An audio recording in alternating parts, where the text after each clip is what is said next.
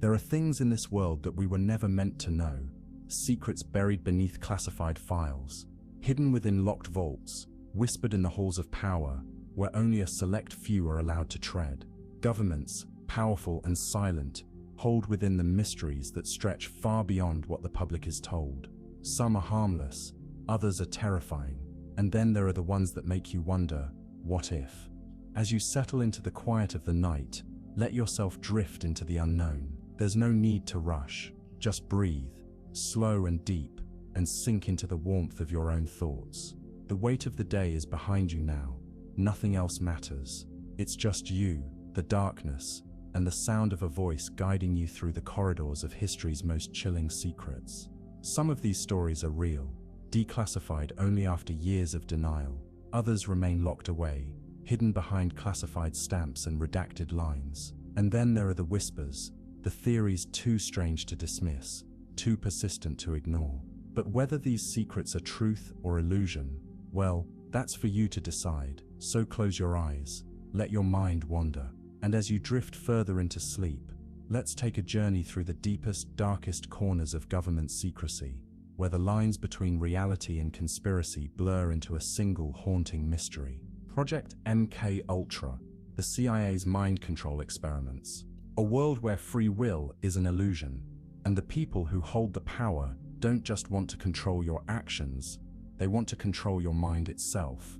It sounds like science fiction, like something ripped straight from the pages of a dystopian novel. But this isn't fiction. This was real. It had a name. MK Ultra. The Cold War was a time of fear, paranoia, and a desperate need to stay one step ahead of the enemy. The US government became obsessed with the idea that foreign adversaries had developed ways to control minds, to manipulate thoughts, extract secrets, and turn ordinary people into obedient puppets. And if the enemy had figured it out, then America had to figure it out first. So in 1953, the CIA launched one of the most secretive and controversial programs in history, a program dedicated to breaking and reshaping the human mind. The goal wasn't just to understand the limits of consciousness, it was to own them. At first, it was just an idea, but then it became an operation, and soon it became something much, much darker. What started as a research project quickly evolved into a sprawling network of experiments carried out across universities, hospitals, prisons, and even secret government facilities. Scientists, doctors, and psychologists were given unlimited freedom to explore the depths of human psychology, with no ethical restrictions. The only rule was that their findings had to serve one ultimate purpose: control. One of the most infamous tools of MK Ultra was LSD, a drug so powerful it could shatter reality itself. The CIA believed it might be the key to rewiring the human brain, to erasing memories, to creating a state of absolute suggestibility. At first, they tested it on willing volunteers, scientists, soldiers, even CIA agents themselves. But soon, the experiments escalated. LSD was secretly administered to unsuspecting people, civilians who had no idea they were being experimented on. Soldiers, hospital patients, prisoners, some were dosed without warning, without consent, without any understanding of what was happening to them. Some were watched as they descended into paranoia, confusion, or complete psychological collapse. Others never fully recovered. And then there were the midnight experiments. The CIA set up hidden brothels in cities like San Francisco and New York, places where men were unknowingly drugged, observed from behind one-way mirrors. These weren't just studies on LSD, they were tests of manipulation, blackmail, control. The goal was to see how deeply human behavior could be influenced when the mind was in a chemically altered state. But it didn't stop with drugs. Hypnosis became a major focus. Could a person's identity be erased and rewritten? Could someone be programmed to commit an act of violence and then forget they ever did it? The CIA ran hundreds of hypnosis experiments, attempting to create obedient subjects, sleeper agents, even unwitting assassins. Some were pushed to the brink of psychological breakdown. Some crossed that line completely. And then there was sensory deprivation. Some test subjects were placed in completely silent, pitch-black rooms for days or weeks at a time. Others were submerged in water tanks, floating in absolute silence, left alone with only their thoughts. The CIA wanted to know, if you remove every form of external stimulation, does a person's mind unravel? Could they be broken down to a point where their personality simply dissolves, leaving them open to complete reprogramming? Some subjects lost touch with reality altogether. Some emerged with permanent psychological scars, and some never emerged at all. The most disturbing part, many of the people subjected to these experiments had no idea they were part of MK Ultra. Mental patients, prisoners, even ordinary civilians were used as test subjects without their consent. Some were told they were receiving treatment for anxiety or depression, only to be subjected to weeks of drug exposure, electroshock therapy, and psychological torment. The program's darkest secrets remained buried, but some cases surfaced. One of the most infamous was Dr. Frank Olson, a government scientist who was given LSD without his knowledge. Days later, he was found dead after falling from a 13th floor window. Officially, it was ruled a suicide. But years later, new evidence suggested that Olson had been murdered to keep MK Ultra's secrets hidden. By the early 1970s, the US government realized they had a problem. MK Ultra had grown too big, too reckless, and so they did what governments do best when they want something forgotten. They destroyed the evidence. In 1973, most of MK Ultra's records were ordered to be burned, leaving only fragments of the truth behind. What we know today is just a glimpse. The real depths of the program, the full extent of what was done, may never be known. Officially, MK Ultra was shut down. But can a program like this ever really end? Some believe the research didn't stop. It just changed names, moved deeper underground, evolved into something even more sophisticated. Psychological warfare, interrogation techniques, mass influence. The lessons learned from MK Ultra didn't disappear. If anything, they became more refined, more subtle, more integrated into systems we don't even realize are shaping us. So as you close your eyes tonight, as you drift into the comfort of sleep, ask yourself, if governments were willing to cross these lines in the past, what lines might they be crossing right now? What secrets remain hidden in classified files, waiting for their moment to surface? Maybe the scariest part of MK Ultra isn't what we know, it's what we don't. The lost nuclear weapons, the bombs that were never found. At this very moment, somewhere on this planet, there are nuclear bombs, deadly, world-ending devices, just sitting there, lost, forgotten, waiting. Maybe they're buried deep beneath the ocean, resting on the seafloor where no human has set foot in decades.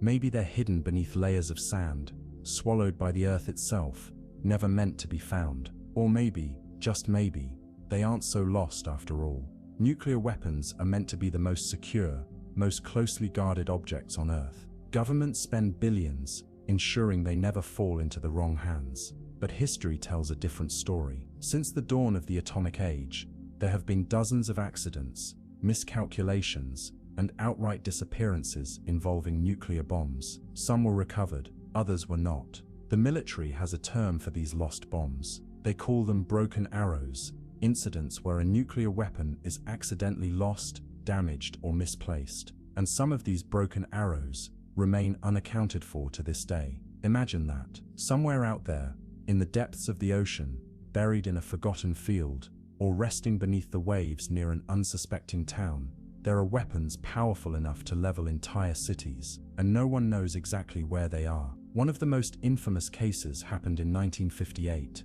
Over the skies of Tybee Island, Georgia, a routine training mission took a terrifying turn when a US bomber carrying a 600-pound nuclear bomb collided mid-air with another aircraft. The crew, desperate to save themselves and their plane, had no choice. They dropped the bomb into the waters below. The official report said it was a dummy warhead, harmless, just a shell. But over the years, whispers have suggested otherwise. Some believe the bomb was fully armed, a live nuclear device resting at the bottom of the ocean, waiting to be found. Divers have searched, sonar scans have been conducted, but the bomb has never been recovered. Then there was the case of Palomares, Spain, in 1966. A routine refueling mission in the sky turned into catastrophe when a US bomber collided with a tanker aircraft, sending 4 nuclear bombs tumbling down toward the Earth. 3 were recovered, but one of them disappeared into the sea. For weeks,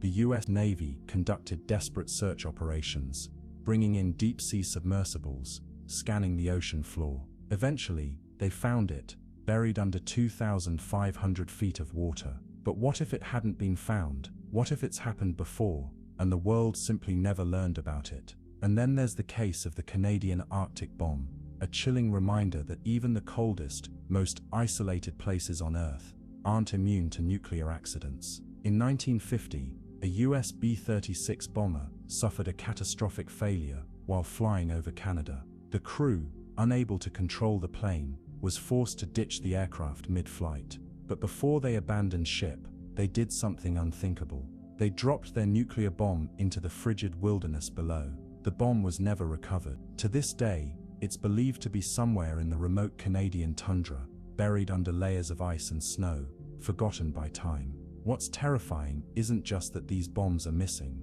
it's that we don't know their condition. Nuclear weapons are built to last. Their components may degrade, but the fissile material inside, plutonium, uranium, remains radioactive for thousands of years. And if any of these lost bombs were ever disturbed, discovered, or tampered with, the results could be catastrophic. Imagine a fisherman pulling up his net, only to find something metal, something ancient, something that should not exist. Imagine a construction crew digging into the ground, only to uncover something the world forgot about decades ago. And here's the thing, these are just the cases we know about. The military doesn't like to admit when it loses something as deadly as a nuclear bomb, and if they've lost bombs before, who's to say there aren't others, undisclosed, buried under classified reports, their locations scrubbed from history? Could there be nuclear bombs hidden in jungles, deserts, beneath the icy waters of the Arctic, waiting for their story to be uncovered? Governments insist that these weapons, if they still exist, pose no threat, that they're safely buried, deteriorated beyond functionality. But let's ask the obvious question, how can they be so sure if they don't even know where they are? So as you close your eyes tonight, as you drift into sleep, think about the things we lose. We lose keys, we lose wallets, we lose memories. But the idea that humanity could lose the most powerful weapons ever created and simply move on, that's something else entirely. Some things are meant to stay buried, some things are never meant to be found. But the world has a strange way of uncovering its own secrets when you least expect it. Area 51. What's really hidden there? Let's take a journey, a slow, quiet one, into the heart of the Nevada desert, where the land stretches endlessly in every direction, where the mountains rise like silent sentinels against the sky, and where a secret exists that the world has spent decades trying to unravel. Area 51. The name alone is enough to stir curiosity. It's whispered in conspiracy circles, referenced in movies, and joked about in pop culture.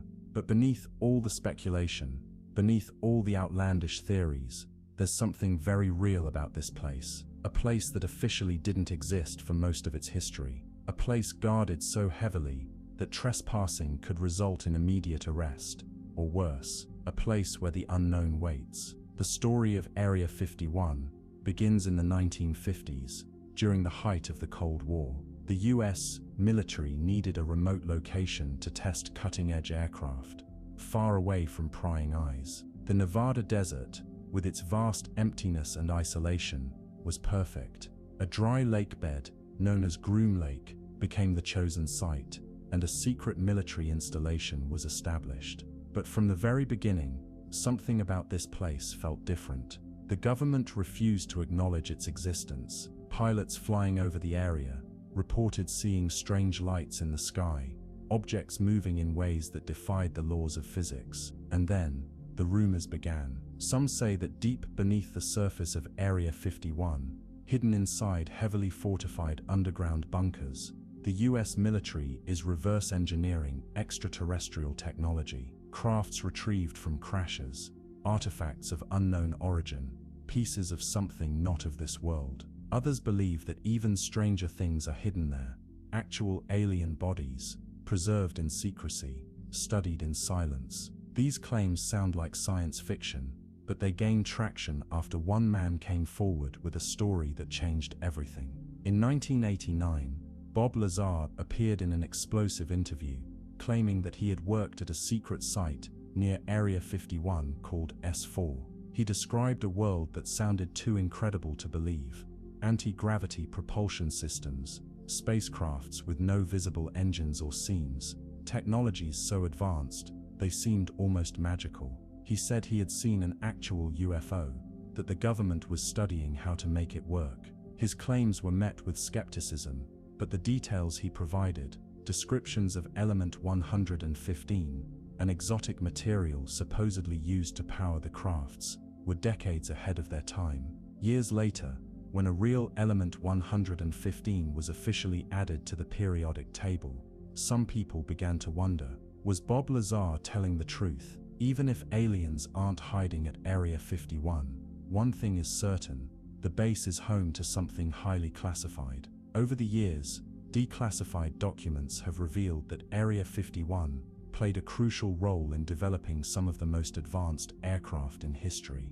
The U-2 spy plane, the SR-71 Blackbird, and the stealth bombers that changed modern warfare. Pilots flying these experimental aircraft created strange sightings in the sky, fueling UFO reports from civilians. But here's the thing: if those secret projects were being tested decades ago, what's being tested now? The secrecy surrounding Area 51 isn't just about aircraft. There are reports of massive underground facilities, hidden entrances camouflaged within the desert landscape, entire sections of the base that no one talks about. Satellite images show airstrips leading to nowhere, runways stretching across the desert with no visible structures nearby. What could require such intense secrecy, even now, long after the Cold War has ended? Some believe that Area 51 is just one piece of a larger puzzle, that it's connected to other secret installations across the country,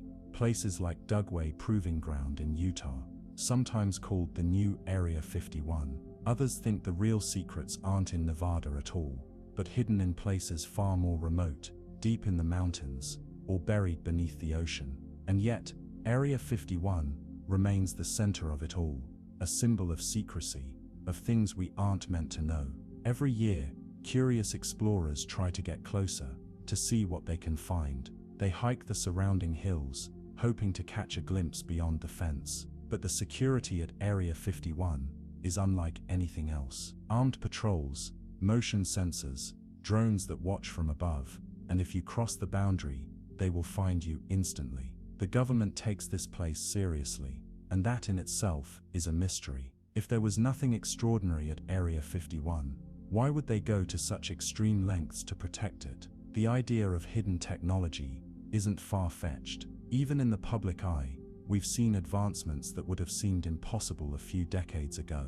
Quantum computing, artificial intelligence, stealth technology, directed energy weapons. What we know about is already mind-blowing. So what about what we don't know? What about the things still classified, hidden from public view? The truth about Area 51 may not be about aliens at all.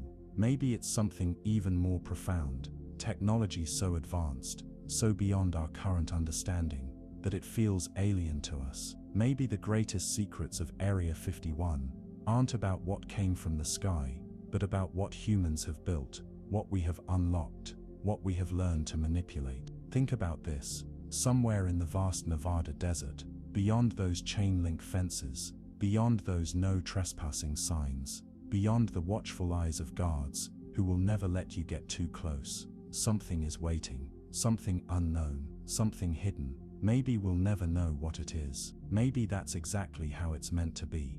Operation Northwoods, the government's plan to stage attacks. Let's take a slow walk through history, through the pages of declassified documents, through the quiet corridors of power where plans are made, plans that the public was never meant to see. Operation Northwoods. It sounds like something from a political thriller, a story too wild to be real. But it was real. It was a plan designed in secret, proposed by the highest-ranking military officials in the United States. and if it had been approved, it would have changed history in ways we can only imagine. It was the early 1960s, the height of the Cold War. Tensions between the United States and Cuba were rising fast. Just a year earlier, in 1959, Fidel Castro had taken power, transforming Cuba into a communist state right on America's doorstep. The US government saw this as an unacceptable threat, something that had to be dealt with. And so, behind closed doors, a plan was born, a plan to justify an all-out war against Cuba. But the problem was, how do you convince the American public to support a war? The answer, according to the military's top brass, was simple: you create a reason. Declassified documents show that the Joint Chiefs of Staff, the highest-ranking military officers in the US, developed Operation Northwoods, a series of proposed false flag attacks that would make it look like Cuba was attacking the United States. The goal: to create outrage, to ignite public support for war, to justify a full-scale military invasion of Cuba. The proposals were shocking. One suggested blowing up an American ship in Cuban waters and blaming it on the Cuban government, drawing parallels to the explosion of the USS Maine, which had been used to justify the Spanish-American War decades earlier. Another plan involved staging terrorist attacks in US cities, planting bombs in Miami and Washington, making it appear as if Cuban operatives were behind them. There were even discussions about shooting down a fake civilian airliner, using a drone to mimic a passenger plane, pretending it had been attacked by Cuban forces. And it didn't stop there. The documents revealed ideas to fake assassinations, to create fake martyrs, to spread propaganda so convincingly that Americans would demand war. They even considered staging funerals for imaginary victims, complete with grieving families, all to push the narrative forward. It was a strategy based on deception, manipulation, and cold political calculation. But here's the part that makes it even more unsettling. This wasn't the idea of some rogue officials. These were the top military minds of the time, the very people in charge of national security. They signed off on it. They put it in writing. They were ready to make it happen. And yet, Operation Northwoods never happened. Why? Because when the plan was presented to President John F. Kennedy, he rejected it outright. He was reportedly horrified by the suggestion, and shortly after, he fired General Lyman Lemnitzer, the chairman of the Joint Chiefs of Staff, who had been one of its main architects. Some believe that this moment sealed Kennedy's fate, that his refusal to go along with these kinds of operations put him at odds with the military-industrial complex. A little over a year later, JFK was assassinated in Dallas, and to this day there are those who wonder if his decision to shut down plans like Northwoods played a role in his death. But here's where things get even more chilling. Just because Operation Northwoods was never officially carried out, doesn't mean similar tactics haven't been used elsewhere. False flag operations, attacks designed to be blamed on an enemy to justify war, are a real and well-documented strategy. They have been used throughout history, from ancient times to modern warfare. And once you know they exist, you start to see patterns. Some researchers have questioned whether certain historical events were manipulated in similar ways. The Gulf of Tonkin incident in 1964, which led to America's full-scale involvement in Vietnam, was later revealed to have been misrepresented to the public. Initially reported as an unprovoked attack on US ships by North Vietnam, later declassified documents showed that the situation was far more complex, and that there may not have been an attack at all. Yet the event was used as a justification for war. Even more recently, the lead-up to the Iraq War in 2003 was built on claims that Saddam Hussein possessed weapons of mass destruction, claims that were later proven false. By the time the truth came out, the war had already begun. The damage was done, thousands of lives were lost, and the region was destabilized for generations. So the question is, if Operation Northwoods was proposed once, how many other times has a similar plan actually been put into action? How many times has public opinion been carefully steered toward war, toward conflict, toward supporting decisions they would never have agreed with if they had known the full truth? And maybe the most unsettling thought of all is something like this happening right now. As you lay there, eyes growing heavier, feeling the weight of history pressing against your mind, consider this: what else has been planned in secret? What else has been written in classified documents, only to be buried, hidden, locked away from public view? And if one day those documents come to light, will we look back and wonder how much of what we believed was ever really true?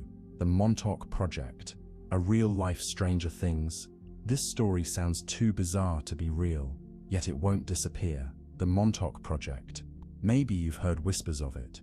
Maybe it was just another conspiracy theory, just another wild story about government experiments gone too far. But then, you start looking closer, and the pieces begin to feel eerily familiar. Time travel, mind control, strange creatures appearing out of nowhere. Sounds a little like science fiction, doesn't it? But what if I told you that some people claim it was real? The story begins in Montauk, New York, at a place called Camp Hero, a decommissioned military base that still carries an air of secrecy. Officially, it was just a radar station, part of Cold War defense systems meant to detect potential threats. But beneath the surface, both metaphorically and some claim literally, there were things happening that no one was ever supposed to know about. The origins of the Montauk Project trace back to something even darker: the infamous Philadelphia experiment. According to legend, in 1943, the US Navy conducted an experiment to render the USS Eldridge, a military ship, invisible to enemy radar.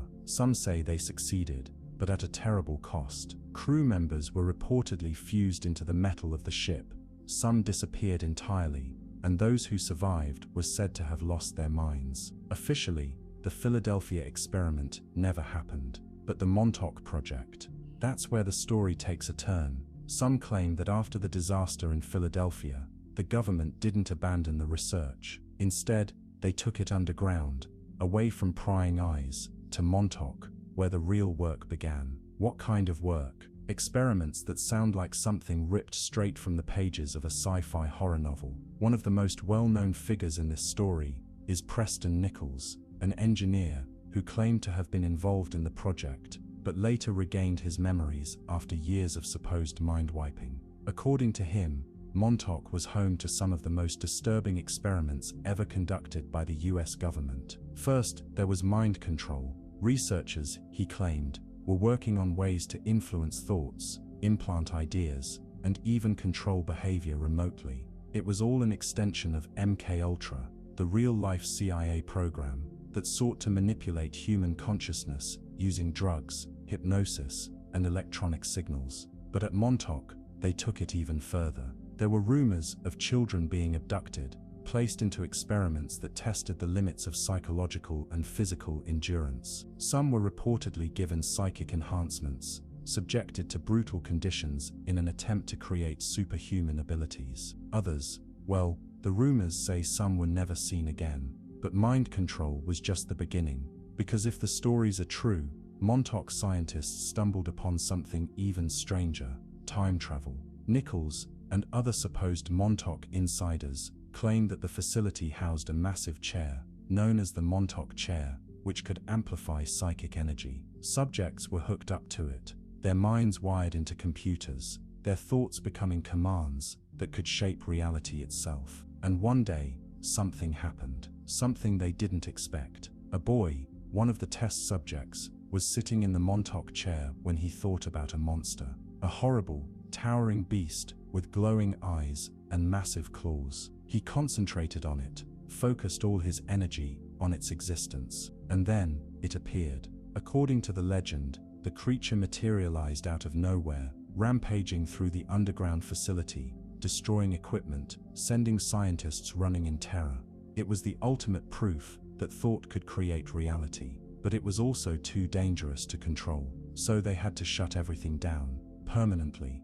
The project was allegedly shut down in 1983, the underground tunnels sealed, the scientists dispersed, some were mind-wiped, others disappeared entirely, but the rumors didn't stop. Even today, people visit Montauk, looking for clues, trying to find the entrances to the underground labs, searching for evidence that something truly otherworldly happened there. Skeptics dismiss the Montauk Project as pure fantasy, a mix of Cold War paranoia and wild imagination. But then you start seeing connections. Stranger Things, the hit Netflix show, was originally titled Montauk because the show's creators based it on these real-life conspiracy theories. And what's the show about? Secret government experiments, psychic children, portals to other dimensions. Coincidence? Maybe, but maybe not. Because if just one part of this story is true, if even a fraction of what these whistleblowers claim actually happened, then what else have we been kept in the dark about?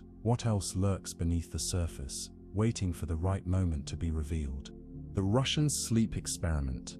Fact or fiction? Let's settle in, let your body relax, and drift into a story that exists in the space between nightmare and reality. You've probably heard of the Russian sleep experiment, a tale so terrifying, so disturbing, that it feels like something out of a horror novel. But here's the thing, sometimes, the scariest stories have roots in reality. The question isn't whether the exact story happened the way it's told.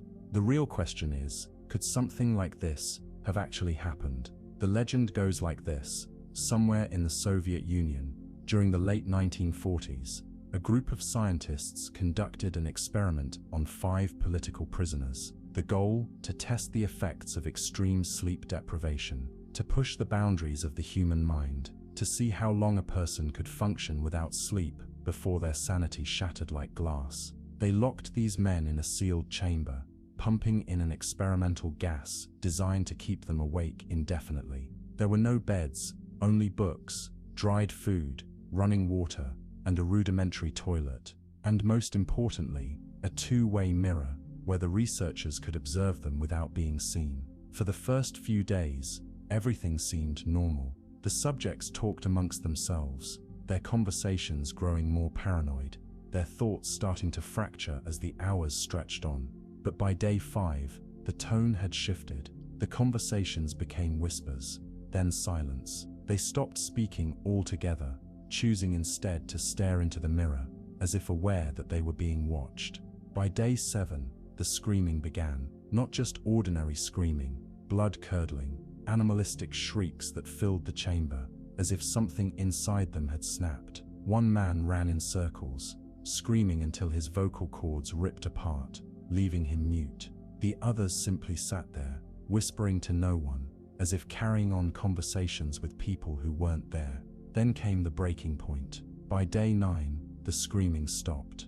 The scientists, puzzled, checked the microphones. The chamber was eerily silent, too silent. Panicked, they announced over the intercom that they would be opening the chamber to check on them. A single voice responded, "We no longer want to be free." When they finally opened the doors, what they found inside was a scene of pure horror. Blood coated the walls, smeared in frantic, unreadable symbols. The subjects had torn chunks of flesh from their own bodies, their fingertips raw from clawing at the metal walls. Their eyes, wild, unblinking, inhuman, held no recognition of the scientists who had locked them inside. The gas had become their new reality.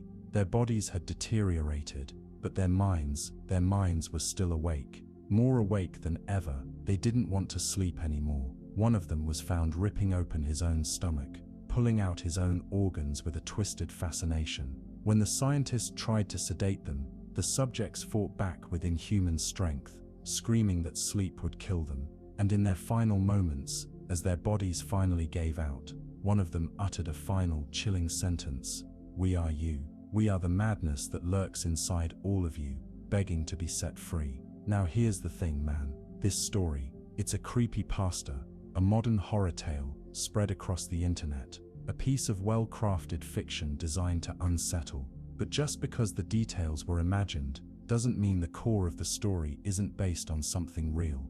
Because history is filled with disturbing experiments, tests that push the limits of human endurance, of suffering, of sanity itself. Think of MK Ultra, where the CIA experimented with mind control, unwilling subjects dosed with hallucinogens to break their will. Think of Unit 731, the Japanese program that subjected prisoners to unimaginable horrors in the name of science. And then there's the Soviet Union, the Cold War era, when secrecy was absolute. when human life was just another data point in a grand experiment. Sleep deprivation as a weapon. That's not fiction. It's been studied for decades, its effects on the brain well documented. The mind begins to collapse, hallucinations set in, reality blurs, and sometimes it never comes back. The missing trillions. Where did the money go? Let's settle in, close your eyes, and drift into a story that exists in the shadows of government accounting, where numbers disappear into thin air and entire fortunes slip through cracks that no one seems able or willing to seal. Money makes the world go round, but when trillions vanish without explanation, it raises an unsettling question. Where did it all go? It was September 10th, 2001, just a day before history would be reshaped forever. Donald Rumsfeld, the US Secretary of Defense at the time, stood before the press and made a startling admission. $2.3 trillion in Pentagon transactions were completely unaccounted for. The government's own systems couldn't track it, couldn't explain it. Just gone, like a whisper in the wind. Imagine trying to comprehend a number like that. $2.3 trillion, so vast that it defies imagination. Enough to give every American over $7,000. Enough to fund entire nations. And yet, the next day, the world's attention was violently pulled away, locked onto the burning towers, the collapsing steel, the tragedy that would define an era. In the chaos that followed, the missing trillions were forgotten by most. But the money didn't just reappear. This wasn't the first time, and it wouldn't be the last. Over the years, reports continued to emerge of massive sums of taxpayer dollars, seemingly vanishing, slipping into the black holes of government accounting. In 2016, the Inspector General's report found $6.5 trillion in transactions the Pentagon couldn't properly account for. The numbers became so staggering, so absurd, that people stopped paying attention. Because how do you even process that level of financial mystery? The official explanation: bureaucratic inefficiencies, accounting errors, mismanagement. But how do you misplace trillions? How does a financial system that governs the most powerful military in the world lose track of money on a scale larger than the entire GDP of most countries? Some believe the answer lies in black budget projects, secret programs so classified that their funding must remain completely off the books. Experimental weapons, surveillance networks, next-generation aircraft, and perhaps even more shadowy projects that never see the light of day. Think of stealth bombers that were being developed in the 1980s, kept secret from the public for years until they were suddenly revealed. What else is being developed now, hidden behind those lost trillions? And then, there are those who suggest something even more unsettling, that some of this money isn't just funding secret military projects, but vanishing into private hands. That powerful networks, hidden within the system, drain money from public funds, siphoning it into organizations and individuals we will never know about. Imagine entire shadow economies operating behind the curtain, thriving on money that was never meant to disappear, but did because someone allowed it to happen. Even the locations of these transactions raise questions. Some of the missing money was traced back to the very offices in the Pentagon that were investigating financial irregularities, offices that were conveniently destroyed on 9/11, when American Airlines Flight 77 crashed into the building.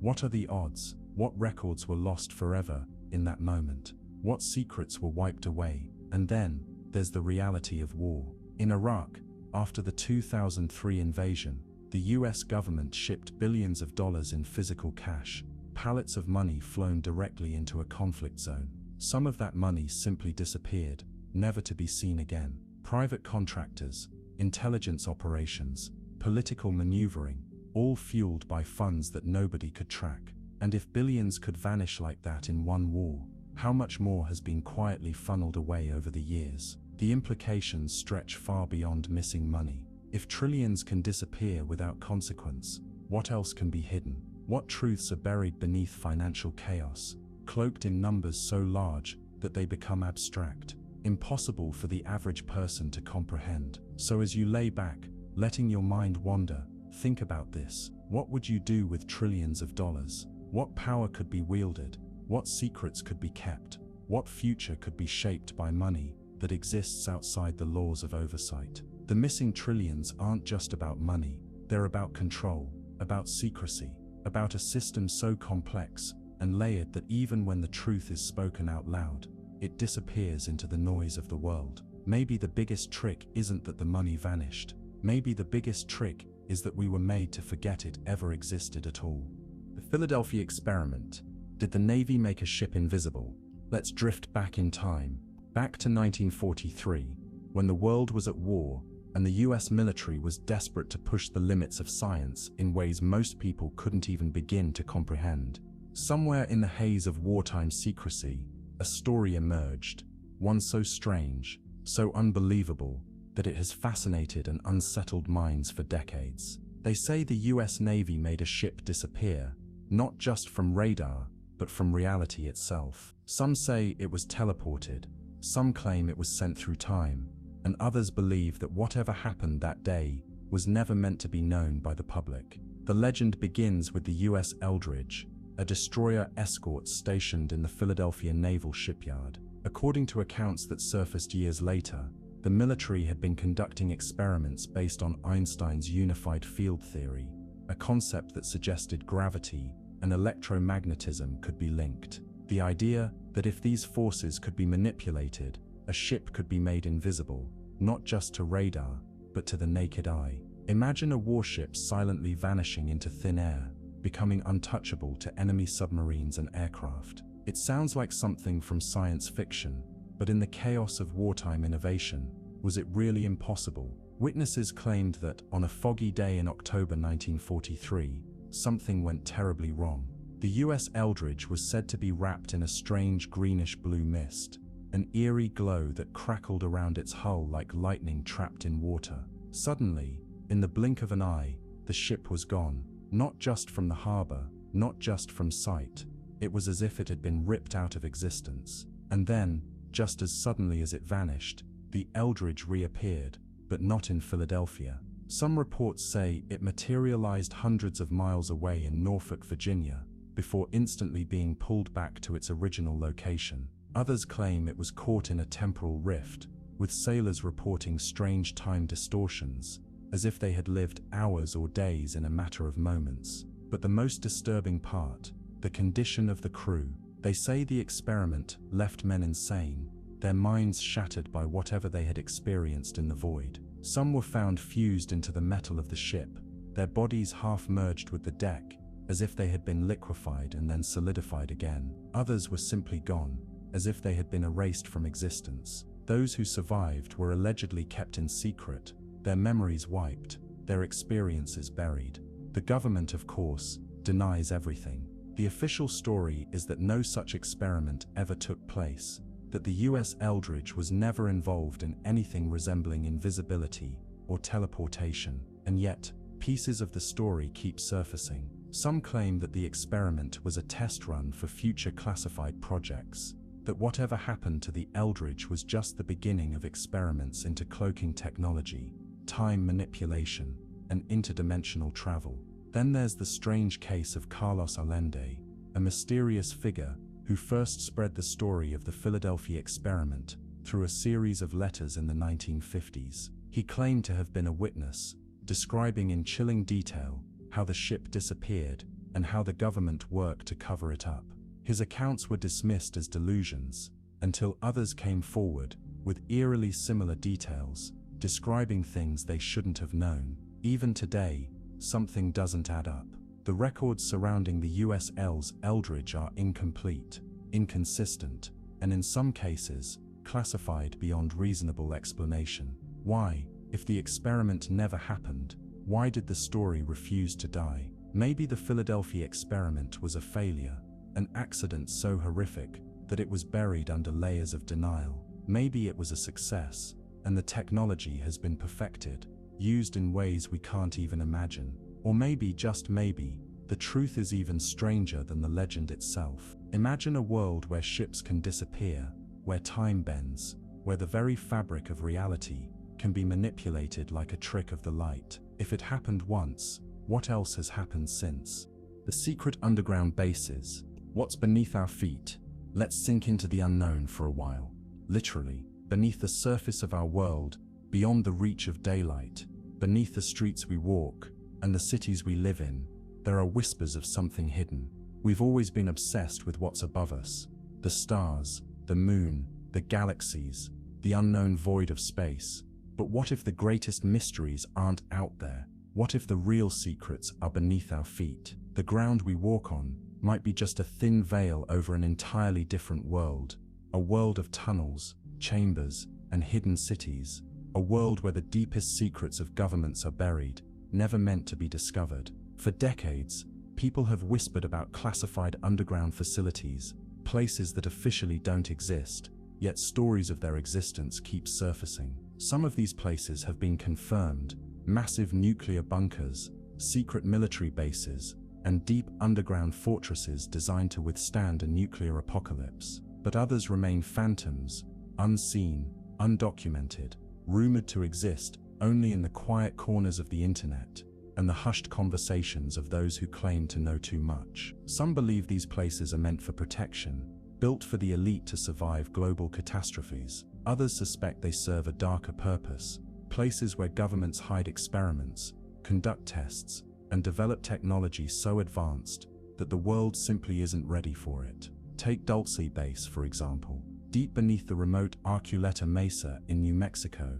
there are whispers of a massive, multi-level underground facility, far larger than anyone might suspect. Officially, it does not exist, but those who claim to have seen it, or worse, escaped from it, tell chilling stories. Stories of hidden laboratories where scientists conduct biological experiments beyond human understanding, of secret corridors that stretch for miles underground, of subterranean chambers where experiments in mind control, genetic manipulation, and even interdimensional research are taking place. Some say it's nothing more than a conspiracy, a legend created by overactive minds, but others say it's all too real, and those who get too close to the truth don't live to talk about it. And Dulce isn't the only rumored facility. Cheyenne Mountain, in the rugged landscape of Colorado, is another location steeped in mystery. Unlike Dulce, this one is officially acknowledged, a known military facility,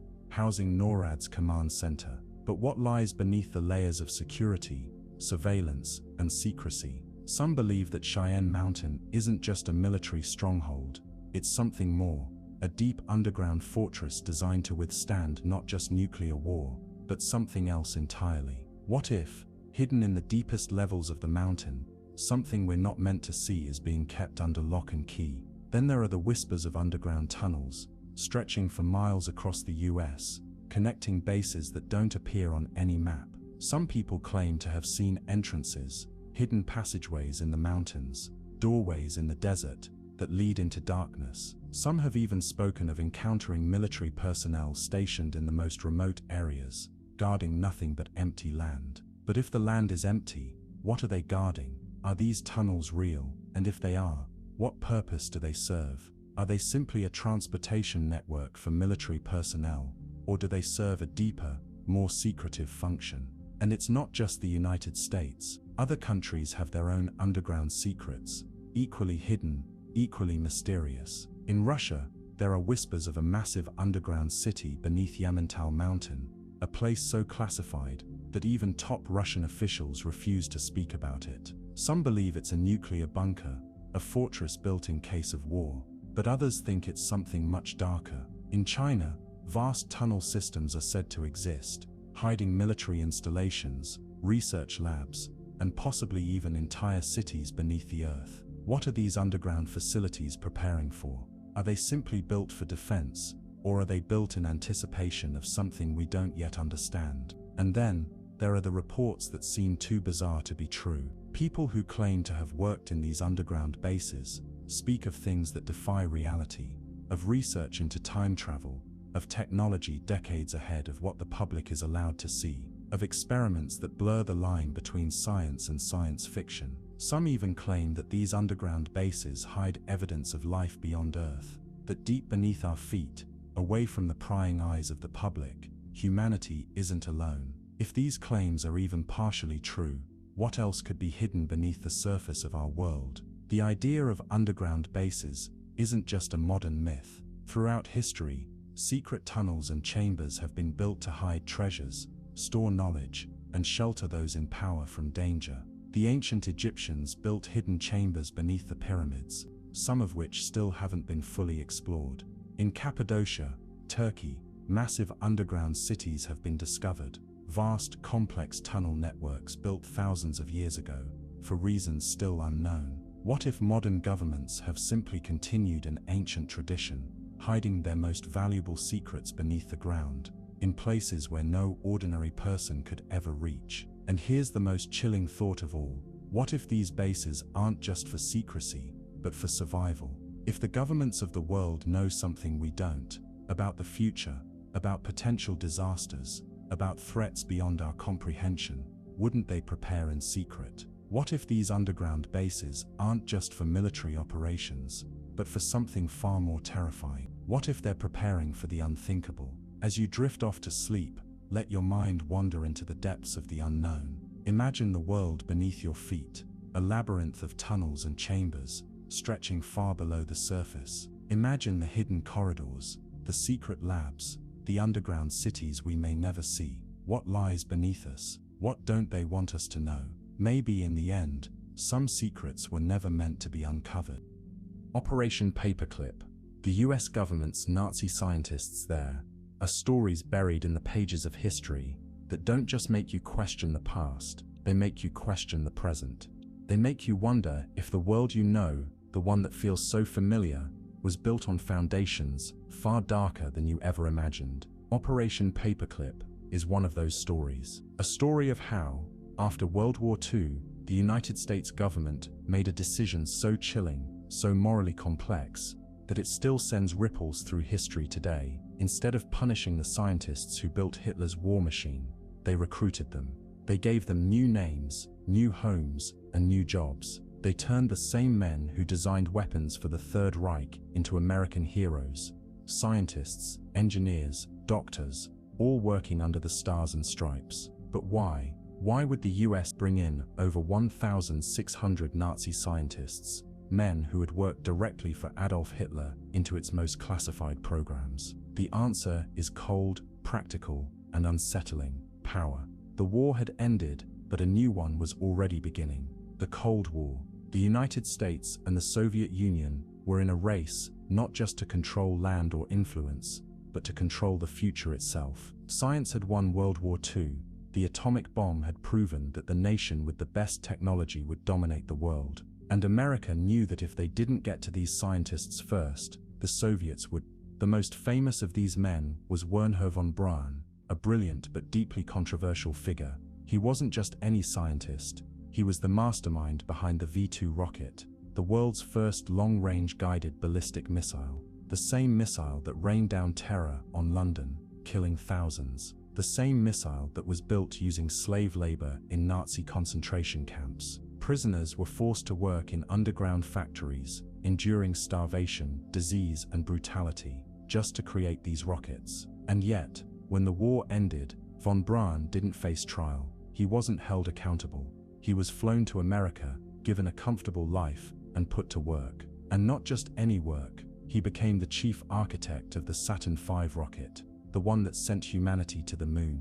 Think about that. The man who designed weapons for Hitler helped put a man on the moon. The very same technology that once destroyed cities was now being used to push the boundaries of human exploration. How much of our modern space program was built on a past soaked in blood? But von Braun was just the beginning. Operation Paperclip brought over doctors, engineers, biologists, and chemists, men whose work had helped fuel the Nazi war machine. Some had conducted horrific human experiments, testing chemical weapons, high-altitude endurance, and extreme conditions on unwilling prisoners. And instead of facing justice, they were handed jobs in top-secret American research labs. They helped develop cutting-edge military technology, from advanced aircraft to chemical weapons. One of these men was Hubertus Strughold, a doctor who had been involved in Nazi medical experiments at Dachau. His research involved exposing prisoners to freezing temperatures, depriving them of oxygen, and pushing the limits of human endurance, all in the name of science. And yet, instead of being prosecuted, he was brought to America and became known as the father of space medicine. His work influenced NASA's understanding of how the human body reacts to space travel. The irony is chilling. The very studies that had been used to torture prisoners were now being used to help astronauts survive in space. But the real question is, did the experiments ever truly stop? If the US government was willing to overlook war crimes in the name of progress, how far were they willing to go? There are theories, whispers in the dark corners of history, that some of these scientists continued their unethical research under a different name, in a different place, with different test subjects. Some believe their work played a role in MK-Ultra, the CIA's infamous mind control program. Others think it influenced the development of biological warfare programs, weapons research, and even human augmentation experiments that remain classified to this day. And here's something even more unsettling. If this happened once, could it happen again? If the government was willing to erase history, rewrite the past, and integrate some of the world's most dangerous minds into its own programs, what else have they hidden? What other figures have been absorbed into the system, their pasts buried under classified files? It makes you wonder how much of the technology we use today, the advancements we celebrate, were built on knowledge that should never have existed in the first place. How much of the modern world is shaped by the work of men who in any other circumstance would have been labeled war criminals? Maybe, just maybe, some things should never have been brought into the light. Imagine the secret airfields, the hidden laboratories, the underground bunkers where classified research still takes place. Imagine the whispers of history, the names changed, the records erased, the truth hidden beneath layers of bureaucracy. Imagine how many secrets the world still doesn't know. HARP, controlling the weather. Have you ever looked up at the sky and wondered just how much control we really have over nature? What if the storms that shake cities, the heat waves that suffocate entire regions, or the earthquakes that rip the earth apart weren't just random acts of nature? What if, somewhere out there, hidden deep in classified research labs and military installations, scientists had found a way to bend the very forces of nature to their will? This is where HARP comes in, the High-Frequency Active Auroral Research Program. Officially, it's just an atmospheric research facility, studying the ionosphere to improve communications and navigation. But for years, whispers and theories have suggested something far more sinister. Imagine a facility hidden away in the remote wilderness of Gakona, Alaska, where massive arrays of antennas stand tall like metallic giants. Their purpose: to blast powerful radio waves high into the atmosphere, heating up sections of the ionosphere, a layer of charged particles surrounding Earth. This, scientists claim, is just a study of atmospheric physics. But what if these experiments had unintended consequences? Or worse, what if they had very deliberate ones? Some believe HARP is capable of controlling the weather itself, creating hurricanes, steering storms, even triggering droughts or floods. It sounds like science fiction, but when you start digging into the possibilities, the idea of weather control isn't so far-fetched. Governments have long been obsessed with geoengineering, the idea of manipulating the climate for strategic advantage. Cloud seeding, for example, has been used for decades to make rain. But HARP? That's a whole different level. Imagine being able to unleash a storm on an enemy nation or disrupt an agricultural economy with an artificial drought. And then there are the earthquakes. Some theories suggest that by sending high-frequency energy waves deep into the ground, HARP could potentially trigger seismic activity, earthquakes that appear to be natural disasters, but are actually man-made. Is it possible? Well, in 2010, after a devastating earthquake struck Haiti, some pointed fingers at HARP. The idea was that it could have been used to destabilize a fault line. It might sound like wild speculation, but when you realize how much of the Earth's crust responds to electromagnetic waves, it makes you wonder, could the technology exist? Then there's the mind control theory, and this is where things get even darker. HARP doesn't just send energy into the ground or the sky, it also affects the electromagnetic field around us. The human brain operates on electrical signals, tiny currents firing between neurons, guiding our thoughts, emotions, and actions. If a powerful enough signal could be broadcast over an entire region, is it possible to influence people's moods, thoughts, or even behavior? Some believe that HAARP's ability to manipulate frequencies could alter consciousness itself, make populations more passive, more aggressive, or more suggestible. It's not a completely crazy idea. Governments have studied mind control for decades. We know about MK Ultra,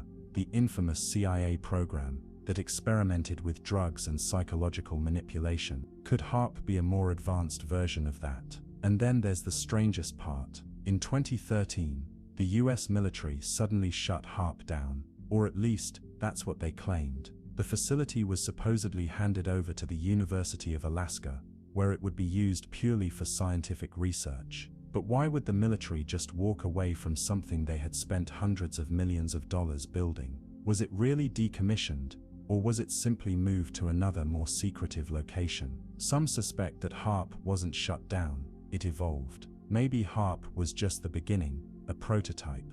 Maybe the real experiments are happening in other locations, places we don't even know exist. Some believe that massive energy weapons now operate from satellites in space, beaming signals down to Earth, undetected, shifting the climate in ways we can't even comprehend. If that's true, then we may never really know when a natural disaster is truly natural, or when it's something else entirely. As you lay there, drifting deeper into sleep, imagine the possibilities. Imagine the power of a force capable of reshaping the planet itself, not through war, not through diplomacy, but through the silent, invisible forces of nature. Imagine the storms, the droughts, the earthquakes, all part of a hidden battle playing out beyond what we can see. And most of all, imagine the secrets, locked away in classified files, waiting for the day they finally come to light.